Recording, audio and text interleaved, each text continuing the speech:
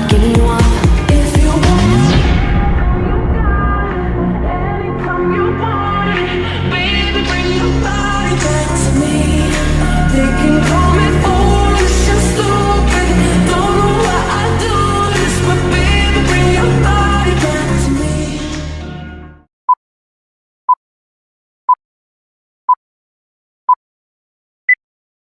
Assalamualaikum warahmatullahi wabarakatuh. Perkenalkan, nama saya Ica Muhammad. Pada video kali ini saya akan membahas mengenai teknik analisis data metode hermeneutik.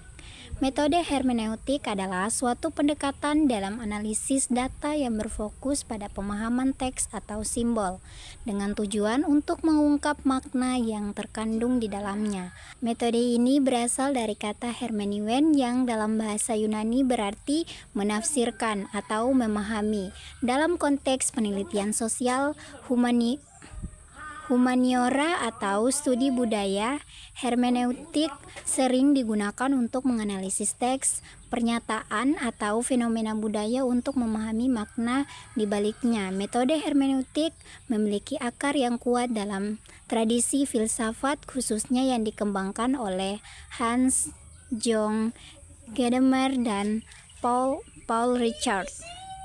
Selanjutnya, teori dalam teknis analisis data metode hermeneutik.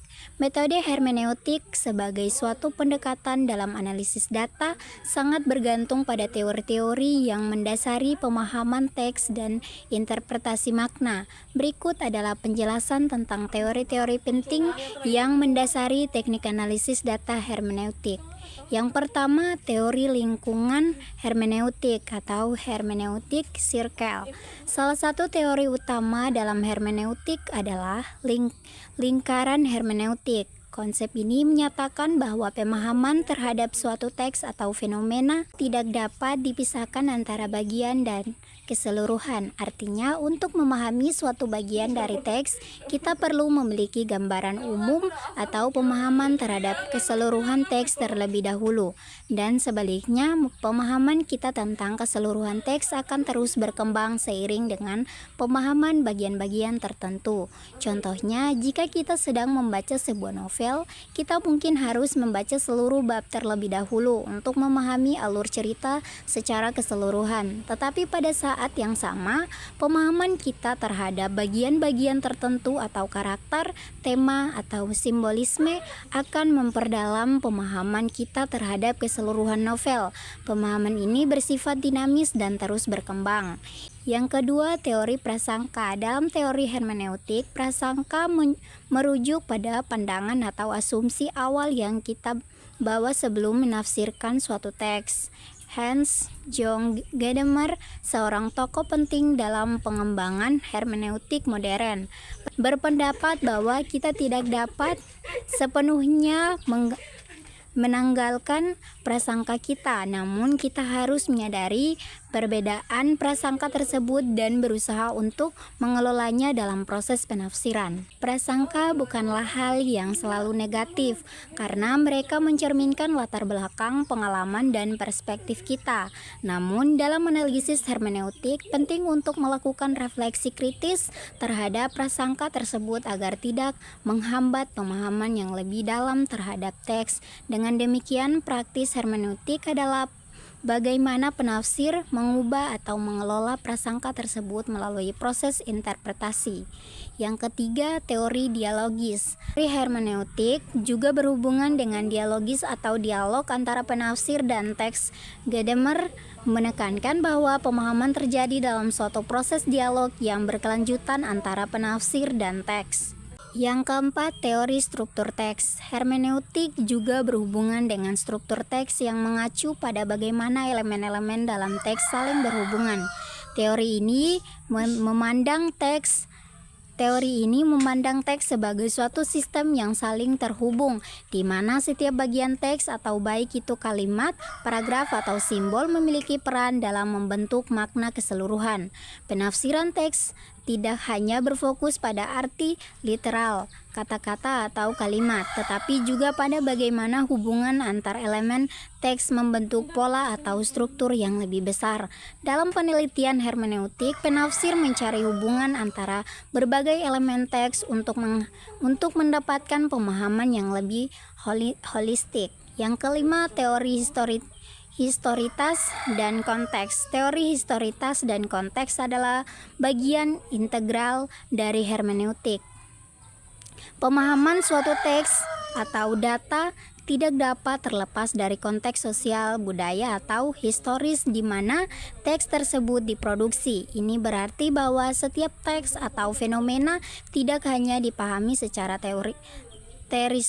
terisolasi, tetapi harus diletakkan dalam konteks waktu, tempat, dan kondisi sosial yang relevan. Yang keenam, teori fusion of horizons.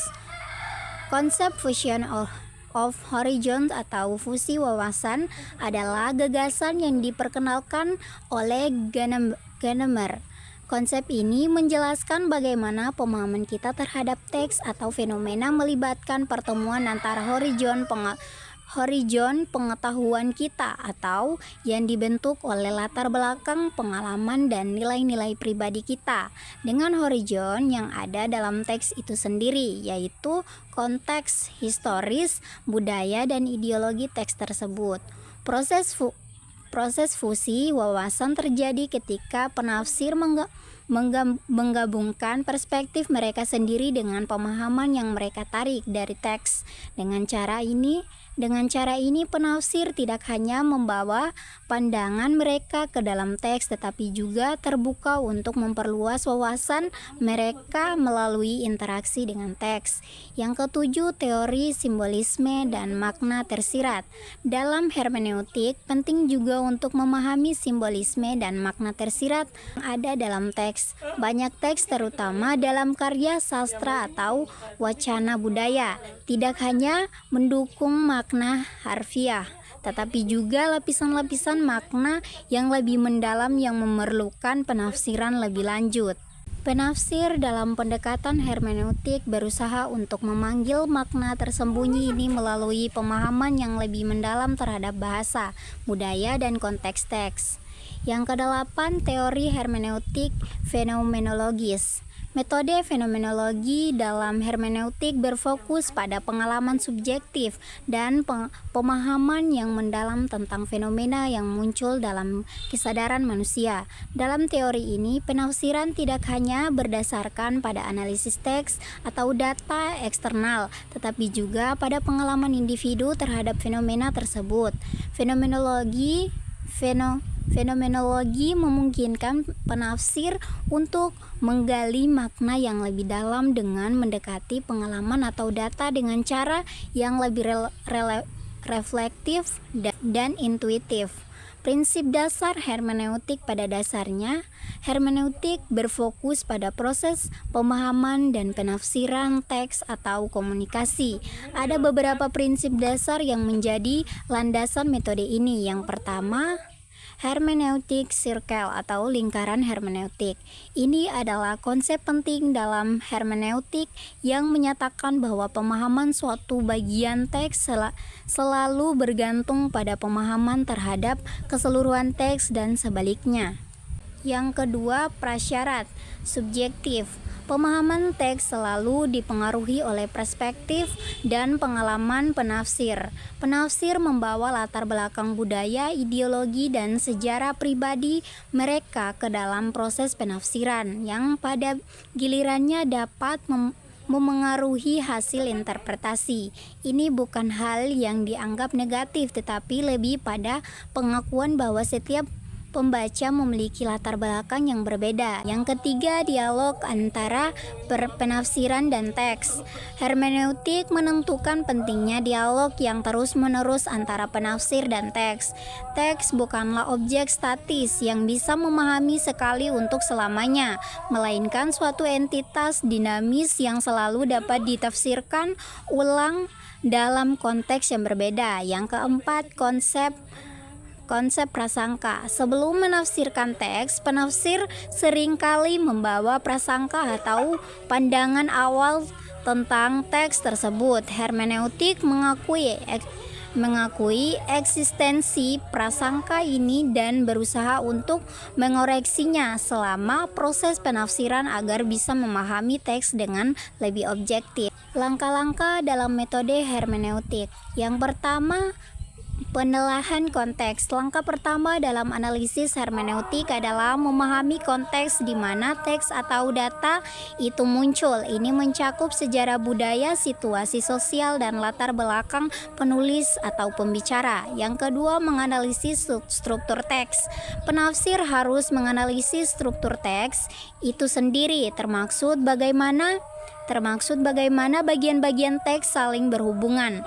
Yang ketiga, interpretasi dan reinterpretasi. Setelah memahami struktur teks, langkah berikutnya adalah menginterpretasikan makna yang ada. Interpretasi ini seringkali dilakukan dalam beberapa lapis, di mana penafsir menilai teks dari berbagai perspektif dan mencoba memahami teks dengan cara yang lebih dalam atau lebih luas. Yang keempat, refleksi kritik. Proses hermeneutik juga melibatkan refleksi kritis terhadap penafsiran yang telah dilakukan. Penafsir harus selalu siap untuk merefleksikan kembali interpretasinya dan mengubahnya apabila ditemukan perspektif atau argumen baru yang lebih tepat. Yang kelima, aplikasi dan generalisasi. Setelah pemahaman teks diperoleh, penafsir dapat melakukan aplikasi atau generalisasi makna teks tersebut dalam konteks yang lebih luas. Peran hermeneutik dalam penelitian kualitatif. Metode hermeneutik sangat populer dalam penelitian kualitatif, terutama dalam disiplin ilmu seperti filsafat, teologi, sosiologi, antropologi, dan kajian sastra. Dalam penelitian kualitatif, di mana peneliti berusaha memahami fenomena dan perspektif subjek yang terlibat, hermeneutik membantu peneliti untuk yang pertama, menggali makna yang lebih dalam dari teks atau fenomena budaya. Yang kedua, memahami konteks sosial budaya dan sejarah yang membentuk pemahaman subjek atau penulis. Yang ketiga, menghindari penafsiran yang dangkal atau reduktif dengan mendekati data secara holistik. Yang keempat, menyadari dan mengelola pengaruh prasangka peneliti dalam interpretasi data. Contoh penggunaan hermeneutik dalam penelitian. Sebagai contoh, dalam penelitian kualitatif yang menganalisis buku, artikel, atau dokumen sejarah, metode hermeneutik digunakan untuk memahami makna yang tersembunyi dalam teks tersebut. Misalnya, seorang peneliti yang menganalisis karya sastra akan memperhatikan tidak hanya plot atau karakter, tetapi juga elemen-elemen simbolis dan metaforis yang dapat memberikan pemahaman tentang nilai-nilai budaya atau konflik sosial pada waktu tertentu.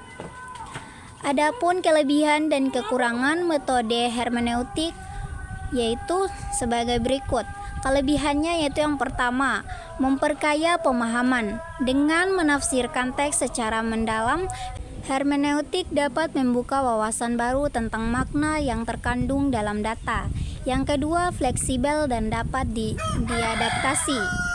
Pendekatan ini dapat diterapkan dalam berbagai disiplin ilmu dan jenis data melalui dari teks hingga fenomena sosial atau budaya.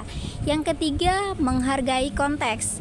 Hermeneutik menekankan pentingnya konteks dalam pemahaman yang membantu untuk menghindari penafsiran yang salah atau terlepas dari latar belakang yang relevan.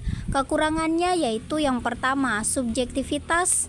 Karena penafsiran sangat dipengaruhi oleh latar belakang penafsir, terkadang hasil bisa sangat subjektif yang mungkin mempengaruhi validitas data. Yang kedua, proses yang memakan waktu. Metode ini membutuhkan waktu yang lama karena penafsiran dilakukan berulang-ulang dan secara mendalam. Yang ketiga, kesulitan dalam verifikasi. Tidak ada cara yang pasti untuk memverifikasi interpretasi yang benar yang dapat mempersulit pembenaran atau evaluasi dari hasil penelitian. Mungkin itu tadi materi yang dapat saya sampaikan. Kesimpulannya yaitu metode hermeneutik adalah pendekatan yang sangat berharga dalam analisis data kualitatif yang berfokus pada pemahaman mendalam terhadap teks atau simbol. Dalam penelitian, metode ini memberikan panduan untuk menafsirkan data secara holistik dengan memperhatikan konteks prasangka dan interaksi antara penafsir dan teks, meskipun memiliki beberapa tantangan seperti subjektivitas dan waktu yang dibutuhkan. Pendekatan hermeneutik memungkinkan peneliti untuk memanggil makna yang lebih dalam dan mengungkap kompleksitas dari suatu fenomena atau teks. Dengan demikian, metode hermeneutik menjadi salah satu alat yang sangat penting dalam kajian ilmiah di bidang sosial, humaniora, dan budaya yang mengutamakan pemahaman kontekstual dan penafsiran yang hati-hati. Mungkin itu saja yang dapat saya sampaikan. Lebih dan kurangnya saya mohon maaf. Wabillahi taufiq wal hidayah. Wassalamualaikum warahmatullahi wabarakatuh.